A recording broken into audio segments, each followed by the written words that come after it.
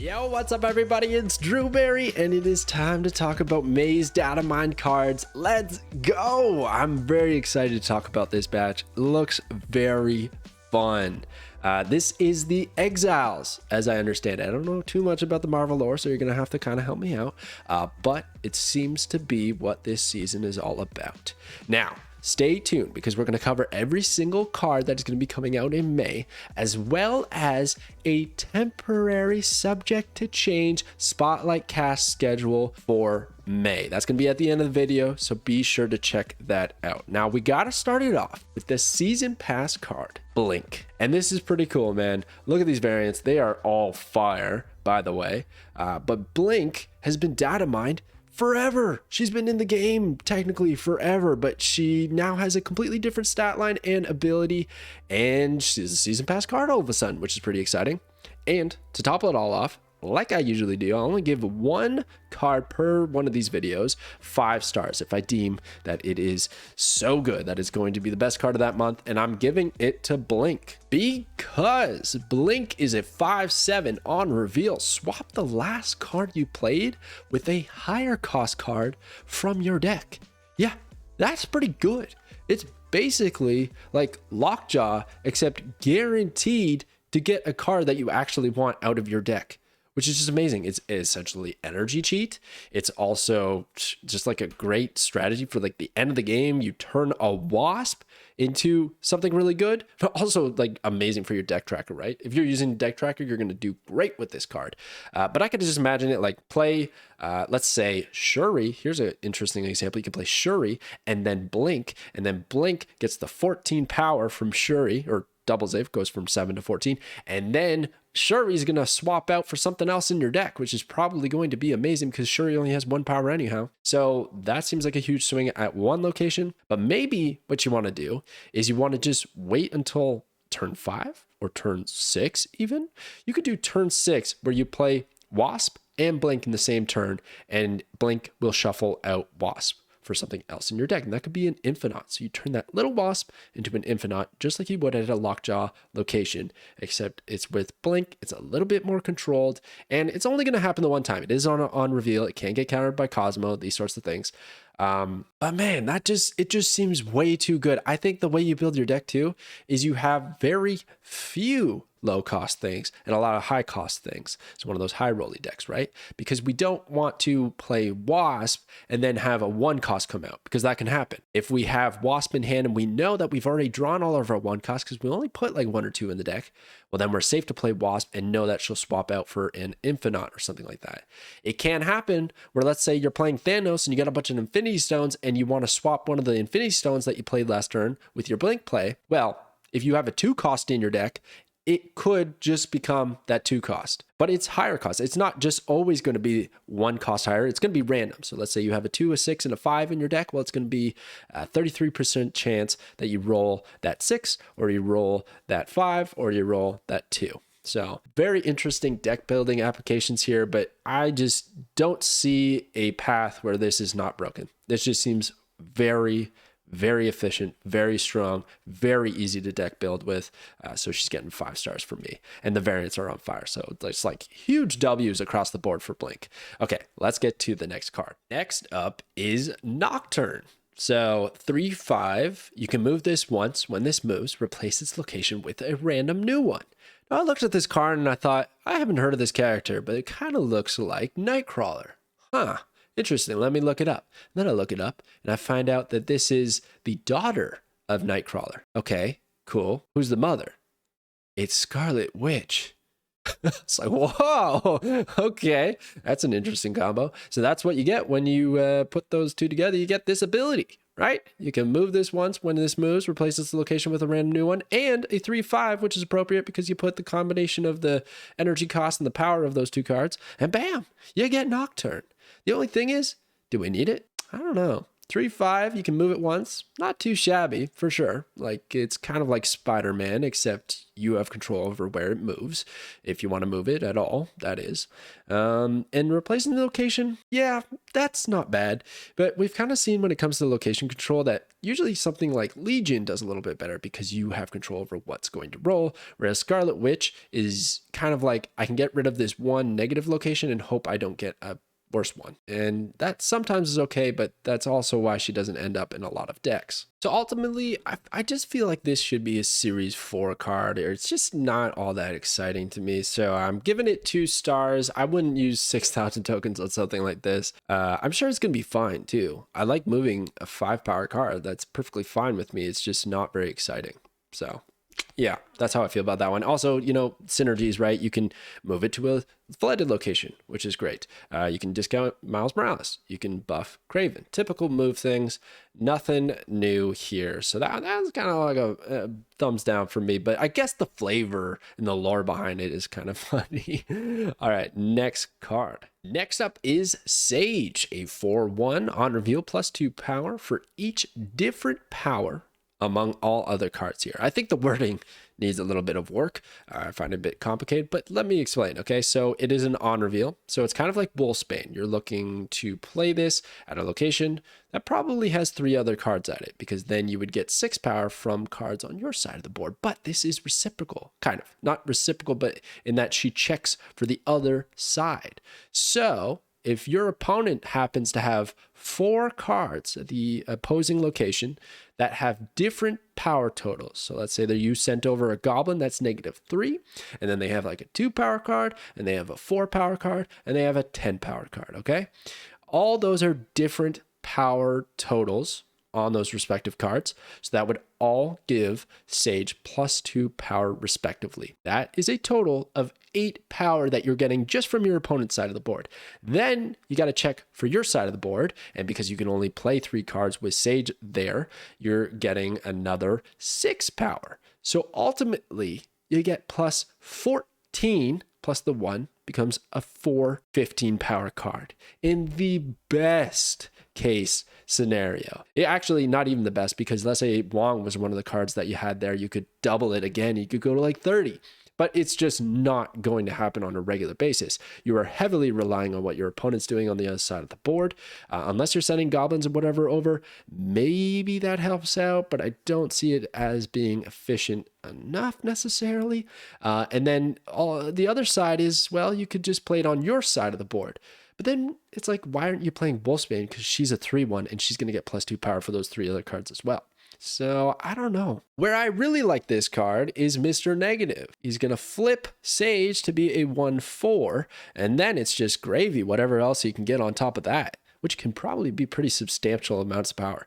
So I think Sage is going to do fantastic in Mr. Negative builds, but anything else, probably not for me. I could see maybe a world where you play Wong with Taskmaster after on the turn 6, like Wong turn 4, Sage turn 5, and then Taskmaster on turn 6. They both get discounted by Zabu, so that could help out the curve a little bit.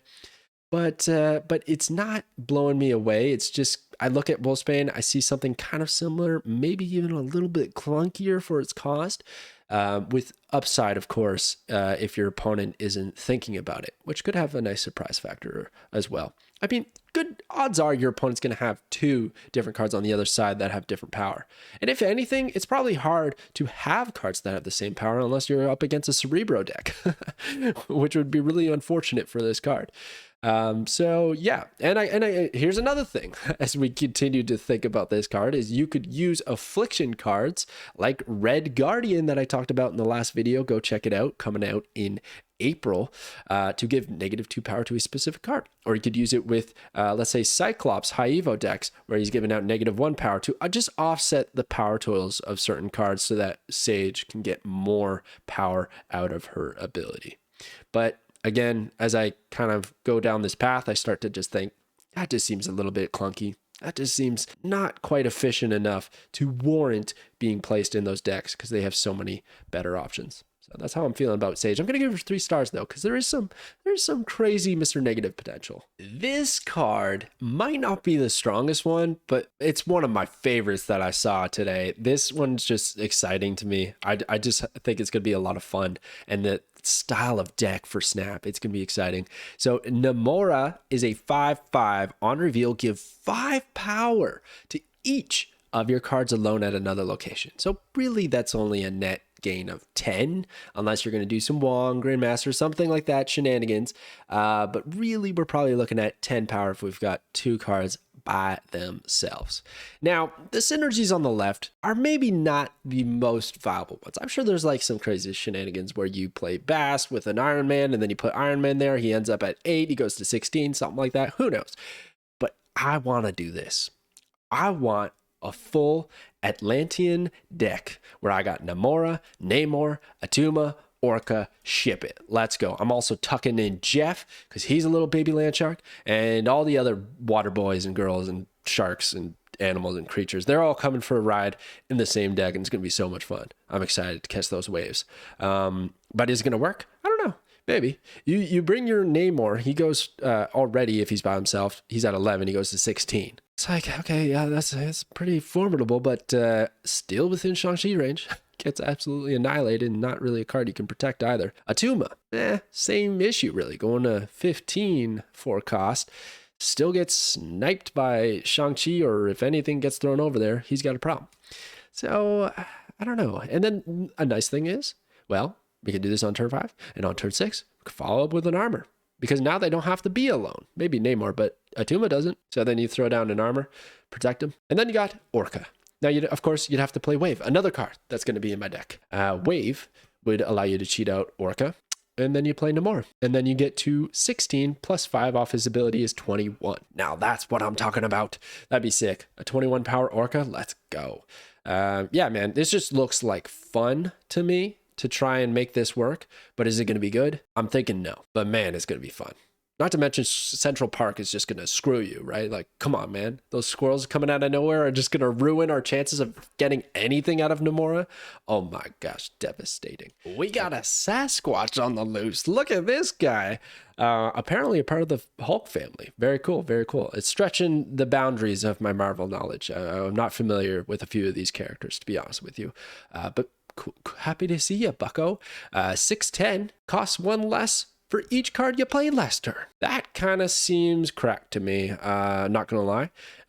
Now, let's think about it this way. There's a lot of good cards that are 410, but they have some kind of condition. You could look at Call Obsidian probably being the best of the bunch because his condition is so easy to meet. But he does have a condition. Whereas this card is basically like, is Mobius out on the board? No? Well, then it's easy. It's just going to work out great. Now, there is a timing issue maybe because you have to play this card after you play your big bunch of cards to really get use out of him or have him at a very cheap discount. It's not going to stack turn over turn over turn. So one of the craziest cards, man, and I think it's just broken. You got to hear me out, is Mysterio. You play Mysterio on turn 2, and then you play Sasquatch on turn 3. He's a 310 with no downside and no condition. Doesn't have to be played at any specific location. He's just a 310 because all the illusions and everything for Mysterio count as played cards. So you pay 2, you play 3 cards, and you make Sasquatch discounted by 3. That's just wild, man. That's enough to convince me that this is going to be good. And that can happen prior to Mobius even being out on the board to stop it. Now, it's not always going to happen like that. You have to drop out those cards in the opening 2 turns, or at least Mysterio in the opening 2 and Sasquatch in the opening 3. So is it consistent enough? Man, it's not bad, right? Because even if you don't pull it off that early, you can still do it later on in the game. Probably like a turn 5 Mysterio play with like 2 other cards, 3 other cards maybe, and then your Sasquatch is a 0-10. Oh my goodness. Not to mention we can discount Scar with this. It's another 10 power card. Now it is in range of the Shang-Chi, so you got to watch out for that. But it also is in range for Kyera to protect it. So you can use Kyera to protect your Sasquatch. If you got to get him out there, he's going to protect Scar. Yeah, man, this just seems very good to me. I think it's going to be a pretty strong card, even if Mobius is prevalent in the meta. I'm just not sleeping on these high power, can get them out for cheap cards, because time after time, they've proven to be good, man. Like Mockingbird coming out right now. Came out today. I guarantee she's doing well. Just a good card. We've seen it. We've seen it happen too many times. It's a thing. All right, that's it for the main cards. Let's check out the Spotlight Cast schedule. Bam. here is the schedule, tentative schedule, very preliminary schedule, not confirmed schedule, but it is a schedule indeed for May, at least what we have to work with, okay? Now, a few things that you're going to notice. Emotes, let's go. Got some new emotes, Datamined emotes. That Miss Minutes one is so good, and I also like the Iron Lad. It's hilarious. But so I just wanted to put those there. The other thing is right down here, we got a card that we have no data on yet. Kind of weird. Never really seen this before. But I guess we just don't have information. But it does seem like this card is going to be a part of this month because there is an extra week in May for a card to be released, unless they somehow change things up or something happens. Seems like should be another card there. We'll probably get more info later. I will keep you guys updated. But overall, when I look at this, I think this is one of the better Spotlight Cash months, if it does actually stay this way, which it probably won't. But it's nice to see Kyra, Celine, that's pretty cool. You also got Scar as an available option, Black Knight, pretty cool if you didn't end up getting that card. And then a couple of Series 4 cards with Sasquatch, and that's probably because Sasquatch is one of the better cards this month. Proof is always in the monetization. So there you go. I think it's pretty cool. Amazing variants, by the way. Jeez, I'm pretty sure that Living Tribunal and Legion are Flaviano, and they have no right being that clean. No right being so good. Oh my goodness. So yeah, I'm very excited. This is very cool. Overall, I think this is one of the more tame months we've seen in the data mines for power level. Let me know what you guys think about these new cards in the comments below. I'm excited to see what you come up with. Some crazy combos I'm sure I missed. But thank you so much for watching. This has been a crazy day. I'd really appreciate you if you guys subscribe to the channel, like the video. It goes a long way. It makes all this work worth it. And I just love talking Snap with you guys. It's a good time. So thank you so much for watching. I will catch you guys next time.